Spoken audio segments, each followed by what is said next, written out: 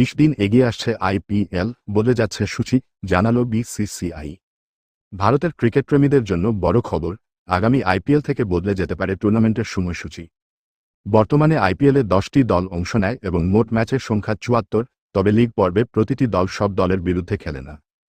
এবার বিসিসিআই সচিব দেবজিৎ সাইকিয়া জানিয়েছেন, 2027 সাল থেকে আইপিএলের নতুন উইন্ডো নিয়ে ভাবা হচ্ছে। সংবাদ সংস্থা পিটিআই-এর খবর অনুযায়ী 2027 সালের আইপিএল শুরু হতে পারে 10ই মার্চ এবং ফাইনাল হতে পারে 15ই মে, অর্থাৎ টুর্নামেন্ট প্রায় 20 দিন আগে শুরু করে আগেই শেষ করার পরিকল্পনা চলছে। কেন এই সিদ্ধান্ত? এর মূল কারণ আবহাওয়া। গত মরশুমে আইপিএল চলেছিল 31শে মে পর্যন্ত। মে মাসের শেষ দিকে দেশের বহু জায়গায় তীব্র গরম, হিটওয়েভ এবং প্রাক বর্ষার বৃষ্টির কারণে ম্যাচ আয়োজন ও দর্শকদের উপস্থিতি দুটোই সমস্যার মুখে পড়েছিল। সেই অভিজ্ঞতা থেকেই এবার সূচি এগিয়ে আনার কথা ভাবছে বিসিসিআই। 2026 সালের আইপিএল শুরু হয়েছিল 28শে মার্চ। নতুন পরিকল্পনা কার্যকর হলে ভবিষ্যতে প্রায় 3 সপ্তাহ আগেই মাঠে গড়াবে বিশ্বের সবচেয়ে জনপ্রিয় টি-20 লিগ।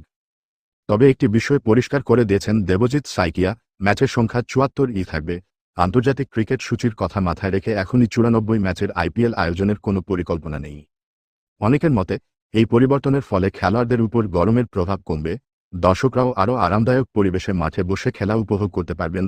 পাশাপাশি বৃষ্টির কারণে ম্যাচ ভেস্তে যাওয়ার আশঙ্কাও অনেকটাই কমে যাবে। এখন দেখার বিষয়ে বিসিসিআই কবে এই নতুন সূচির আনুষ্ঠানিক ঘোষণা করে। যদি পরিকল্পনা বাস্তবায়িত হয়, তাহলে 2027 সালের আইপিএল হবে একেবারেই নতুন সময়সূচিতে, নতুন পরিকল্পনায়। আপনার কি মতামত? আইপিএল 20 দিন এগিয়ে আনা কি সঠিক সিদ্ধান্ত? কমেন্টে অবশ্যই জানান।